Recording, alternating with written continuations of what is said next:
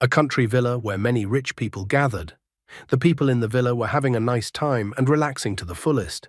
One man in the courtyard of the villa was passing by the swimming pool. Suddenly, he noticed something. The man crouched down near the pool and began to gaze. At that moment, someone grabbed the man by the collar and pulled him straight into the pool. Then, many people emerged from the pool. The commander told everyone to get out of the water and take their positions. A bald man was sitting and resting nearby. He noticed the oddities going on and immediately grabbed his weapon, telling everyone to show themselves immediately. However, the bald man was eliminated rather quickly. The rest of the bandits reacted lightning fast, grabbing their weapons and preparing to defend themselves from the enemy's attack. As soon as they ran out of the villa, a light and noise grenade flew towards them. Covering the bandit as a shield, the Special Forces members rushed forward. They had the bandits in their sights, and they were not organized. However, one of the bandits had taken cover on the other side of the villa. He did not go into a frontal attack, but came from the rear and tried to attack the Special Forces. The man failed, as the Special Forces commander ran up to him and deftly knocked him out. He twisted the man's arm and then easily eliminated him. The perimeter was cleared, so he ordered the snipers to take up their positions. The man was the senior instructor of a special unit, Mu Ye.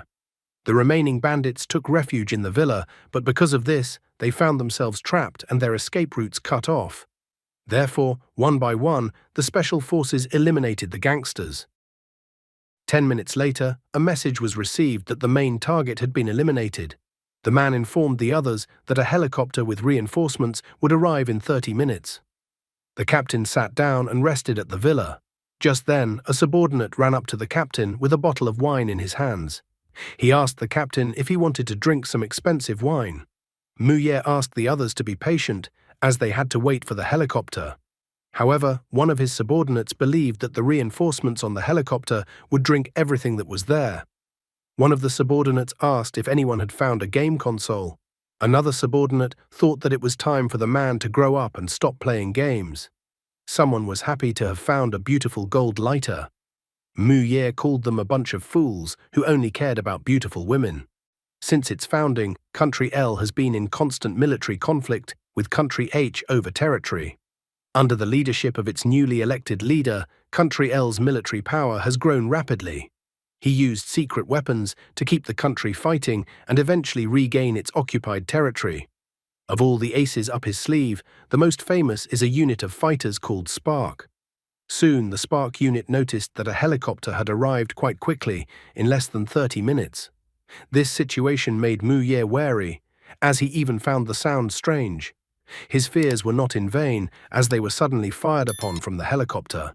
Everything around them turned into a fiery trap, and only then did Mu Ye realize that the enemy had arrived. He had no idea where the enemy had gotten reinforcements from, since the mission was completely secret. Mu Ye requested support from headquarters via radio, as enemy reinforcements had arrived. He ordered his men to be on alert and the snipers to cover the Special Forces. The men took cover in the villa building, firing at the helicopter from there. However, Xiaogu was exposed and was hit by a shot from the helicopter. Mu Ye asked the man if he was okay. Nevertheless, the man was unharmed and had only been grazed by the bullet. Pouring wine from a bottle onto his wound, he complained that he was wasting white wine.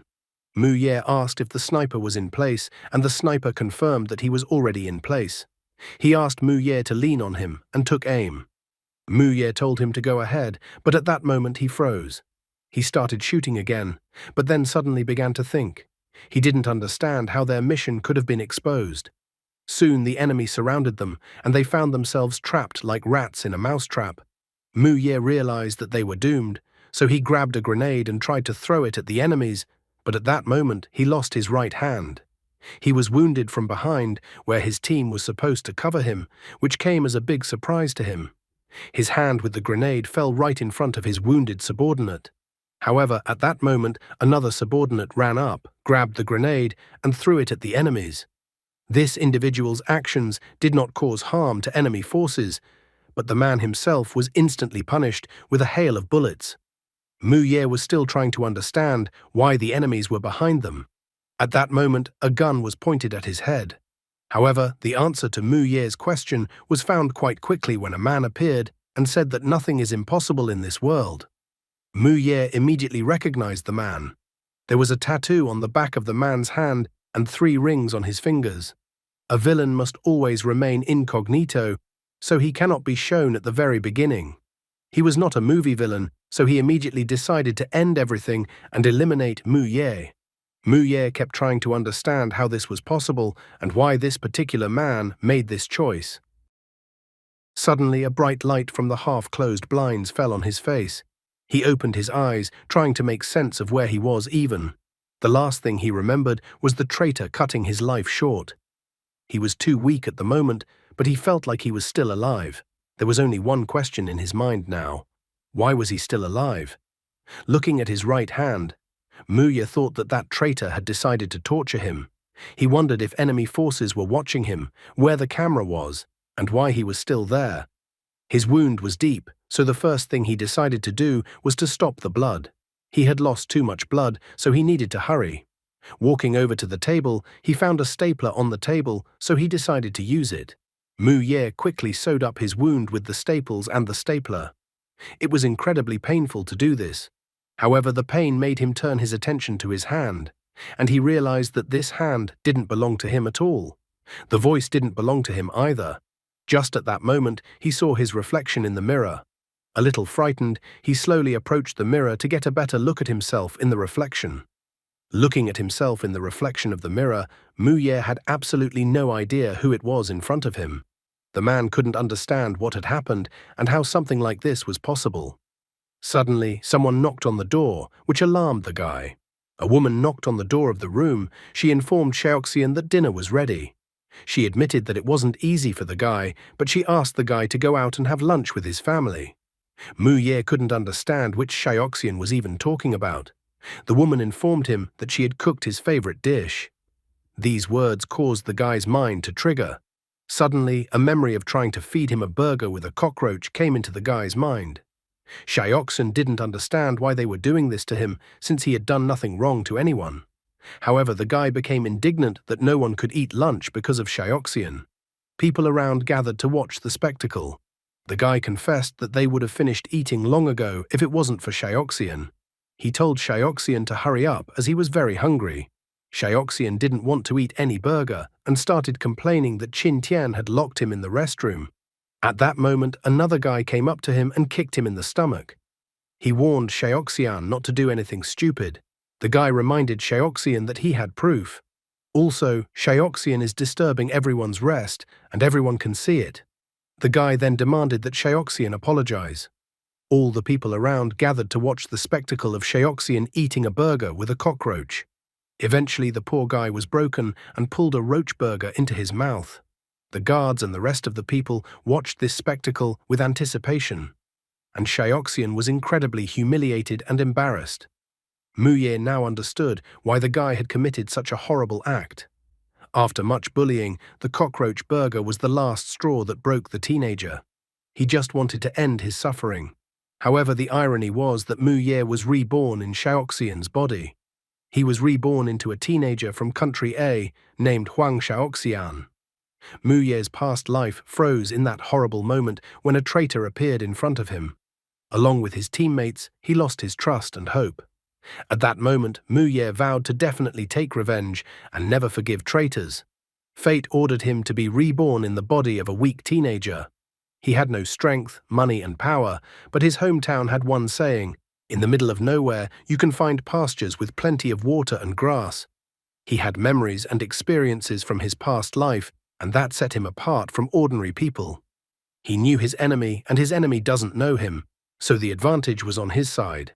Now his main goal was to gain authority and find an opportunity to gather information. He needed to be patient and wait for the right moment.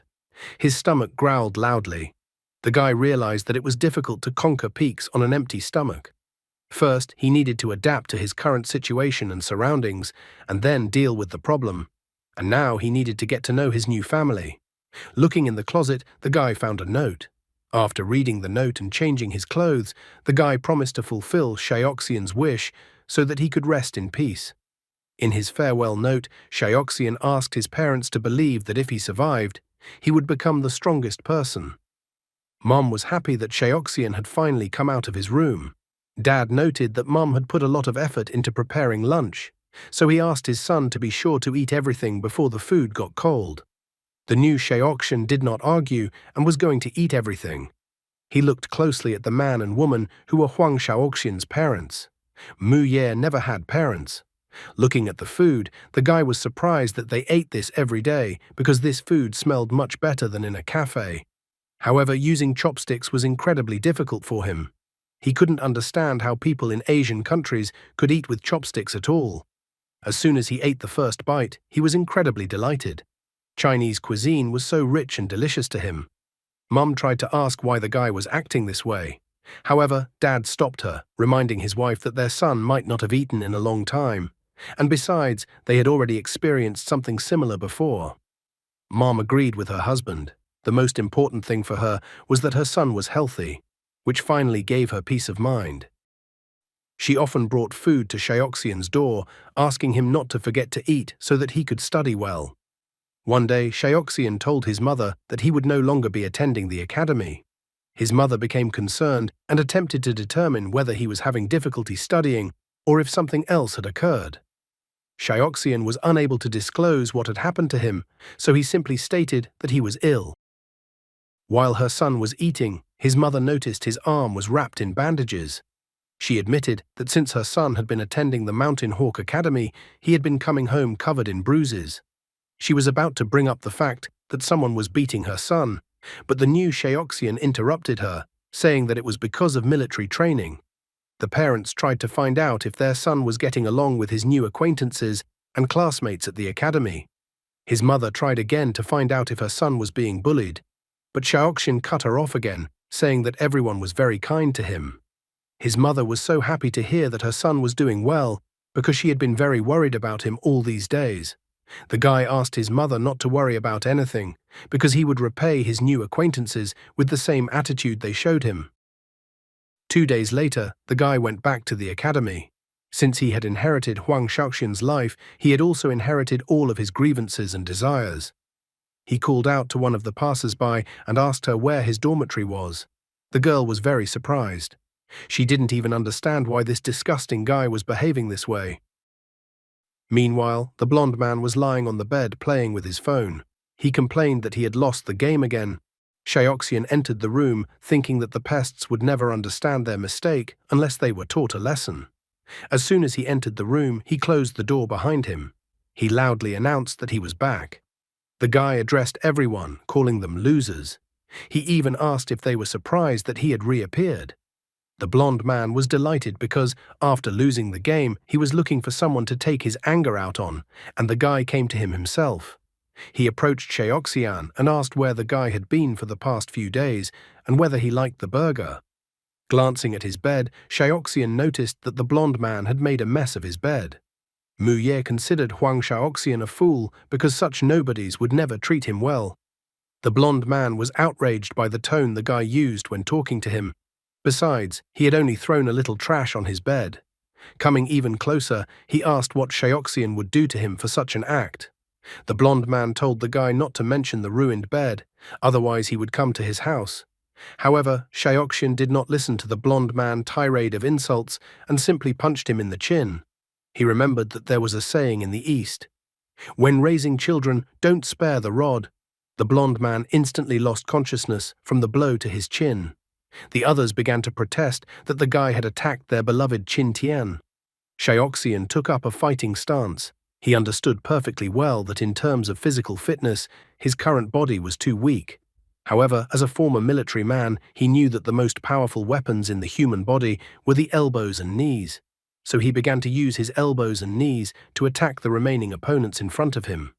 The guy believed that if you used your elbows and knees, even a weakling could prevail against a stronger opponent. All of his opponents were lying on the floor, unconscious. The guy ran his hand back through his hair and declared that from that day forward, none of Huang Shaoxian's offenders would escape retribution. Some time ago, a guy was running around the stadium. The instructor blew his whistle, signaling that everyone could line up. All the runners were incredibly exhausted. The instructor told Shaoxian to come to him. Slowly, the guy approached the instructor. However, at that moment, the instructor suddenly hit him so hard that the guy's legs buckled. He asked him sternly why he was lagging behind at the very end. The instructor complained that the guy should be ashamed of himself, as even the girls had overtaken him. Shaoxian explained that he had already told the instructor that he had had a fever yesterday and his body had not yet recovered. However, the instructor told the guy to shut up.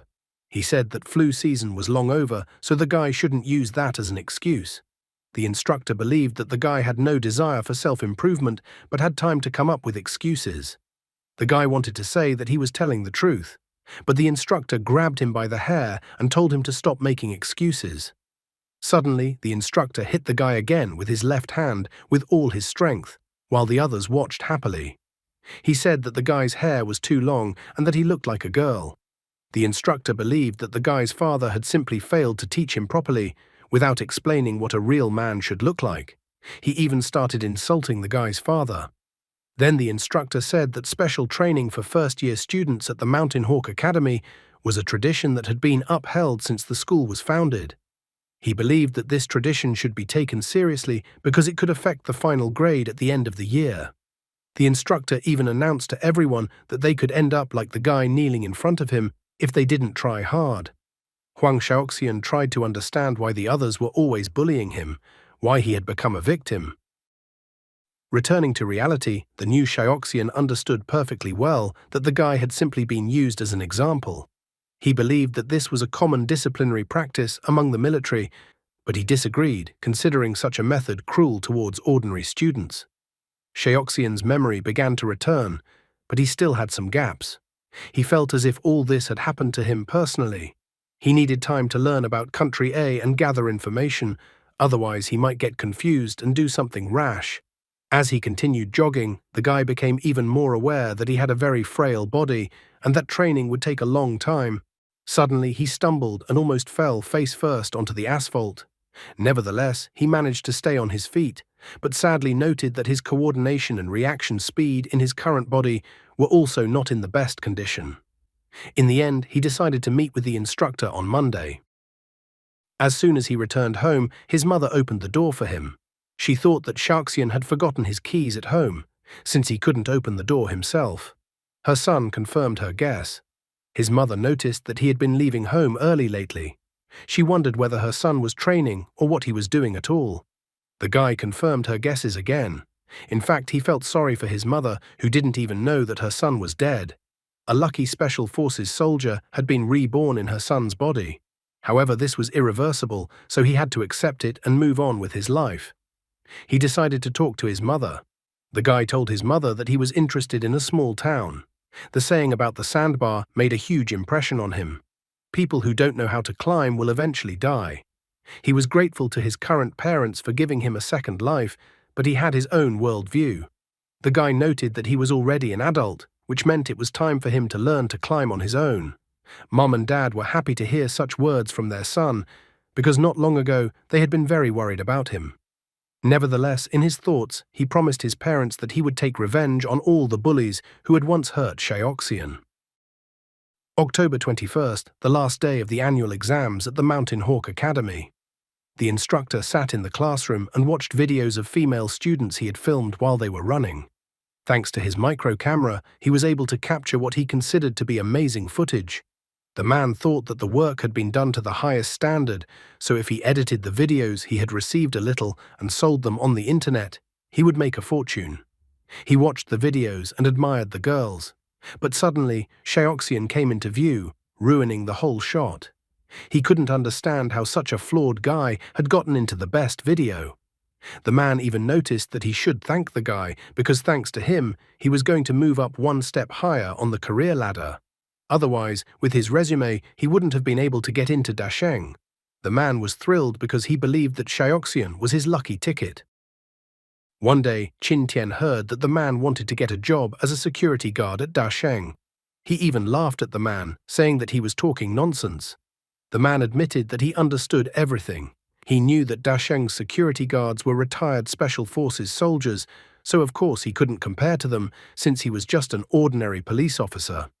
Qin Tian noted that since the man understood everything, he couldn't just let him go. The man believed that the guy needed to return to training for first-year students at the Mountain Hawk Academy, as the academy's director attached great importance to the closed training program for first-year students. He also emphasized that the program was a key factor in the end-of-year evaluations.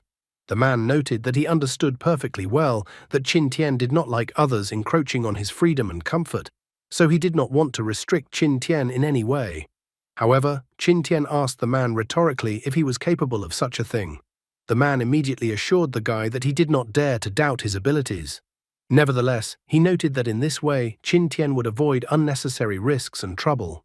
He suddenly even admitted that he had some connections in the criminal district of Sicheng, so if Qin Tian needed any contraband, he would definitely get it. The man even shared that he could get red pills if Qin Tian needed them. Upon hearing about the red pill, Qin Tian was surprised. He immediately noticed that the man was a good guy. The man began to shower him with compliments again. Qin Tian finally warmed up to him. He said that his older brother was responsible for Dasheng's security, and he never got along with him. Therefore, he made the man an offer. If the man could get him the red pill, he would put in a good word for him, and maybe he would be accepted into the Dasheng security team. The man was delighted and said that if Qin Tian helped him join Dasheng, he would give him not only the pill, but also his life. Qin Tian decided to test the man's loyalty after he said those words. He pointed to Xiaoxian and told the man to beat up the guy who was studying with him in special training. The man thought the guy was Qin Tian's enemy, but Qin Tian admitted that he simply didn't like the guy's hairstyle. Returning to reality, the man noted that the guy was simply unlucky to become the target of a scoundrel. And then he continued watching the video with the girls. At that moment, someone knocked on the office door. The man pulled on his cap and tried to turn off the computer. He couldn't understand who could have come to the office at noon. As soon as he asked the person knocking on the door to come in, Xiaoxian entered. The man immediately thought that it was wrong to talk about people behind their backs, but after all the bullying he had endured, he didn't think the guy would ever come back to school. However, he noticed that the guy looked completely different from before and had even changed his hairstyle. Xiaoxian stared intently at the man and began to size him up. He saw a man in front of him, about 35 years old, about 180 centimeters tall, weighing approximately 85 kilograms. The man's figure was relatively proportional, with excess fat, weak shoulders, a slow gait, and a steady posture. The guy assumed that the man was completely unprepared. In addition, he noticed that the man had a habit of holding his belt with his right hand, which indicated his military past. The man's hands were rough, possibly from training. According to his assumptions, the man did not have a high level of physical fitness. The man asked why the guy was looking for him. Judging by the thickness of the man's left arm, the guy assumed that his left arm had been pulled back. There were no bullet marks on the man's arm, so he decided to rule out artillery. After analyzing all the available information, Xiaoxian concluded that the man in front of him had a slow-witted personality and low awareness of safety precautions. He also concluded that the man was a security guard and had no experience fighting on the battlefield. However, with his current physical condition, a one-on-one fight with the man was risky, so the guy came up with another plan. He gave the instructor a gift. The instructor sighed, wondering if the guy had decided to appease him. He noted that Xiaoxian had insulted Qin Tian, so he couldn't accept a gift from him, so he told the guy to get lost. The guy now understood perfectly well that the instructor knew perfectly well that Xiaoxian had been bullied all this time. Xiaoxian decided to play his trump card. He explained that the instructor had misunderstood him and that Qin Tian had actually already forgiven him. He also added that he was carrying out Qin Tian's orders as his confidant. The instructor was surprised that Qin Tian forgave the guy. He couldn't understand how that was even possible, because the guy had infuriated him so much. Now the instructor understood why the guy had changed his hairstyle, because he had a patron and the guy was just pretending. Xiaoxian looked at the man with a bloodthirsty gaze, noting that admitting one's mistakes is a good thing. The man laughed, noting that the guy was actually a good person. With a smile and a disgusting laugh, he admitted that after all the bullying from others, he thought the guy would lose his mind. In his thoughts, he admitted that if he had experienced such bullying, it would have been difficult for him to go on living. He was even surprised that such a disgusting guy like Qin Tian had already had enough and was able to let Xiaoxian go. Xiaoxian thanked the man, because the situation was resolved thanks to the instructor's words that if they weren't good enough, they had to become better. So he decided to give him a gift and hoped that the instructor would accept it as a token of gratitude. When he saw the box, the instructor was shocked, because the guy was handing him a Pineapple 16, which had just gone on sale. He had stood in line for 11 hours, but was unable to buy it. The man happily took the Pineapple 16, saying that there was no need for thanks, and that he was just doing his duty as an instructor. The guy paused and noted that he had been asked to ask the instructor one more question. The man relaxed completely and asked what question he would like to ask. Meanwhile, the guy had already made a lightning-fast move. For 2 days, he had been tormented by humiliating and unbearable memories of Shioxian. He saw the instructor watching Shioxian's suffering with an intriguing expression on his face. The man's face seemed to say that Shioxian was to blame for everything. Shioxian died because of all this suffering, and no one understood anything. The guy asked only one question: why him? And then he kicked the man between the legs with his right foot. Shioxian kept asking why such a weakling accidentally encountered the spawn of hell. However, the guy sadly stated that Shioxian would never know why he became the scapegoat. At that moment, at Shioxian's house, his mother dropped an egg from a bag onto the floor. She even complained that the bag seemed to have torn. The woman felt sorry because she had spent so much time on it. His mother was worried about Shioxian, wondering if he had taken the phone she had bought him. The man was shaking because the blow was incredibly traumatic. He was angry that the guy had done that. However, the guy was not going to stop there, but rushed towards the man and hit him in the throat with his left hand. Then he struck the man in the face with his right knee. He believed that even a weakling like him could strike such vulnerable spots. However, he did not consider this to be the most important thing, because the key step was to catch his opponent off guard. Then he struck the man in the face again with his right foot. At that moment, the computer turned on, and the guy saw what the man had been looking at all this time. The man cried out in alarm, telling the guy not to come closer. He asked if the man could answer his question right away. The guy asked the man not to rush, as he was not hurrying the man, but wanted to listen carefully to what the man had to say. Meanwhile, Qin Tian was in the hospital. His mother asked her son not to overexert himself, as the doctor said he had a mild concussion. However, the guy didn't seem to have been taught good manners by anyone, as he told his mother to shut up. Reading what was written about him, the guy was angry that all kinds of scum dared to say nasty things about him. After all, in the past, they wouldn't even dare to sneeze in his direction. His mother continued to ask her son to calm down, reminding him that the doctor had told him to stay in the hospital. She asked him not to be angry with her, as she was worried about him. But at that moment, he suddenly saw a published photo taken while he was unconscious. The guy immediately flew into a rage, threatening to find everyone who dared to say a single negative word against him. His mother was surprised to see her son like this and tried to calm him down. However, the guy was clearly not a model of politeness, as he told his mother to shut up immediately or he would shut her up himself. Tears welled up in his mother's eyes at such harsh words directed at her. The security guard standing outside the door of the room heard his mother even happily announce that she had ordered his favorite turtle soup for her son, so the son could eat it if he wanted. However, Qin Tian once again continued to yell at his mother, telling her to get out immediately. However, his mother still didn't leave the room in tears. At this moment, the girl asked her colleague if the second son of the Qin family had always been so spoiled and behaved so disgustingly. The man did not answer her question. The girl did not stop and wondered why he was silent. She even pointed out that the guy had been sent to the hospital on a case. The man told her not to talk too much and to do her job properly. The girl thought that the guy was acting too serious in such a situation. She stated that it was boring to just stand there like that, and he also didn't want to talk to her. The girl even grudgingly stated that she should have resigned. She would have done it a long time ago, because being a security guard is incredibly boring. Plus, she had to purposely spend a lot of time learning the language of country A just for this job. Suddenly, a man approached them. He admitted that he was even a little surprised, because the girl had adapted much better than he thought. The man remarked that it was not for nothing that the girl had been recruited for a position in the H country's intelligence agency. He then greeted the girl majestically, noting that this was their first meeting, and calling her name, Mona Trent.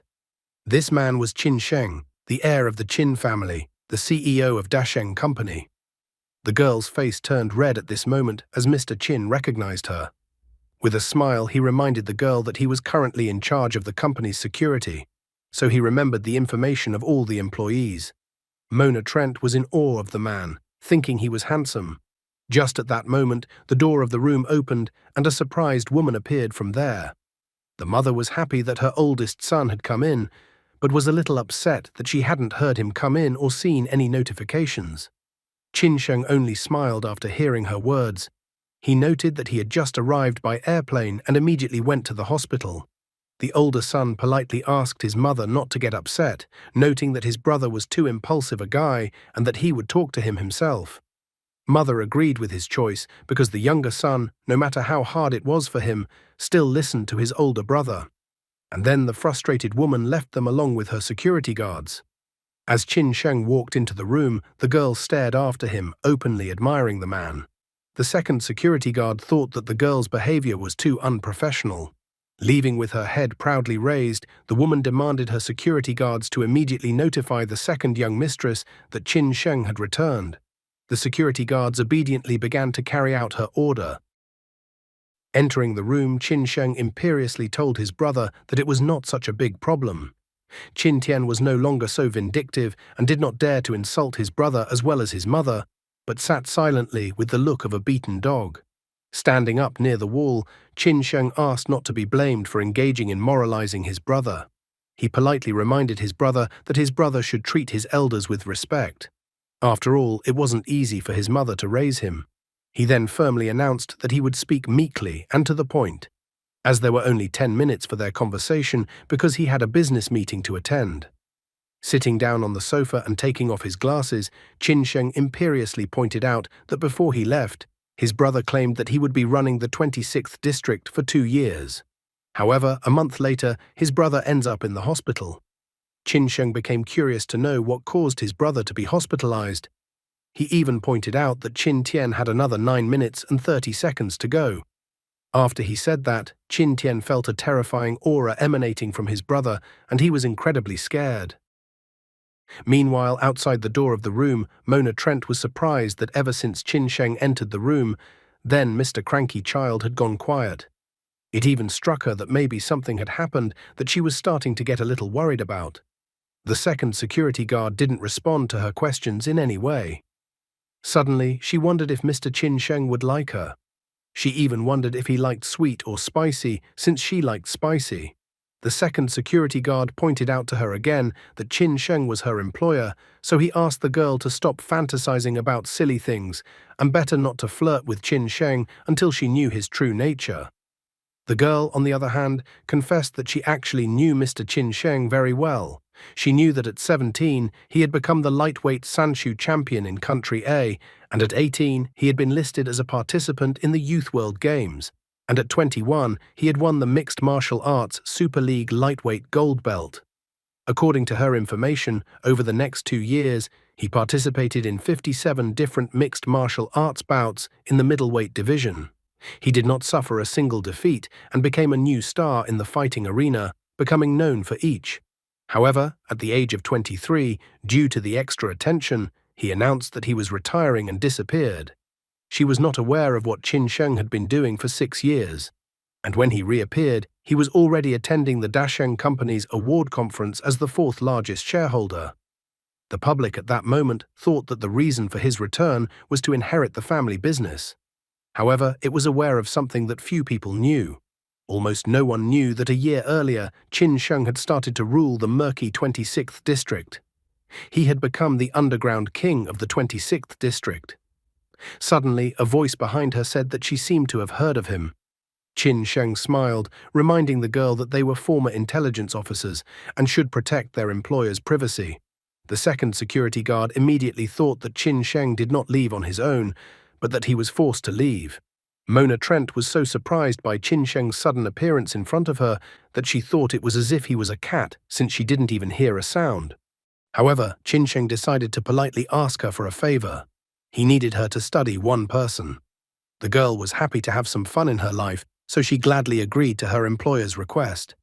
Qin Sheng informed her that he would send her detailed information by message and then informed her that he had to go. The girl wished him a happy journey, much to the displeasure of the second security guard, whom she was setting up to be reprimanded or fired by her behavior. Qin Tian, who heard their conversation, immediately grabbed his phone and called his henchmen.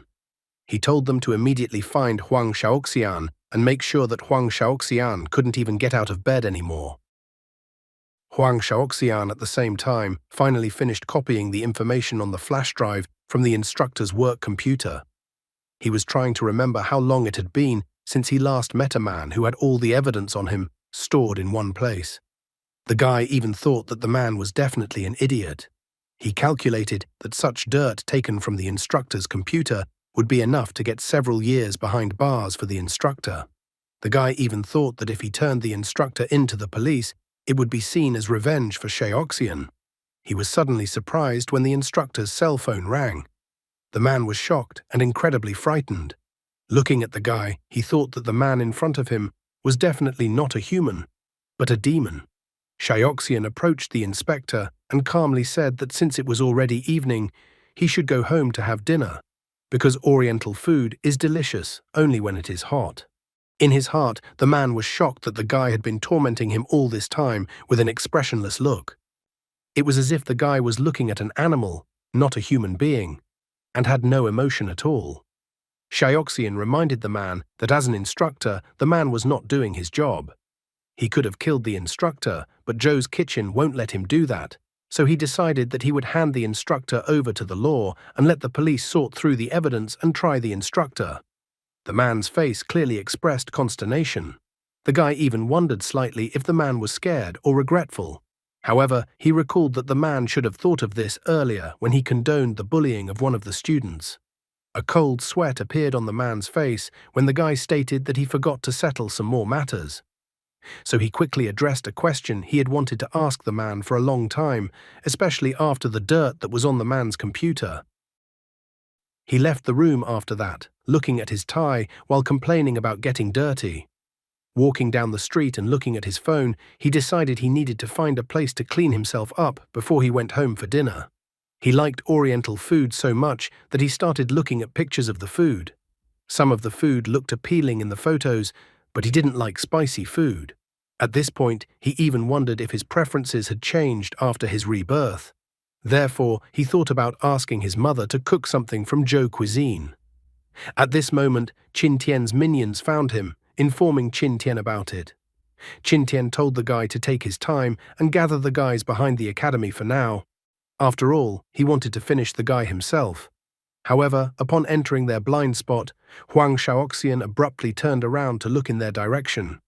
He had already discovered he was being followed by taking a photo on his phone of a guy who shared a room with him and who he had previously given a good punch to. After a while, it was already dark in the city. Huang Shaoxian walked calmly into the alley, pretending not to notice the group of guys following him. However, quite quickly, the guys surrounded him. Staring at the leader of the group of guys, Shaoxian decided to psychologically crush his opponents. He said that he was surprised that they came back so soon, reminding them that he must not have beaten them up badly enough last time. The guy even directly asked if Liu Lian had forgotten what happened in their last encounter. Liu Lian thought he was a tough guy, so he told Shaoxian not to show off because Shaoxian had attacked him sneakily last time. He was about to say that if it wasn't for his sneak attack, he would have easily dealt with him, but Shaoxian told him to keep his expression down. Shaoxian then pointed Liu Lian to his neck. Liu Lian abruptly remembered what happened to him last time. He became enraged, declaring that this time the guy would definitely be a dead man. Huang Shaoxian even chuckled, calling the guy by his name again. Liu Lian is consonant with the word train, as if he lacks training and is weak. This kind of ridicule made Liu Lian incredibly furious. He rolled up his shirt sleeves, insulting the guy and threatening to tear him to pieces. The other henchmen cheered Liu Lian on. They asked Liu Lian not to hold back, believing that the guy should eat a cockroach burger as a treat for his insolence once again. Liu Lian slowly rushed towards Shaoxian, on the way thundering that the guy wouldn't leave this place alive.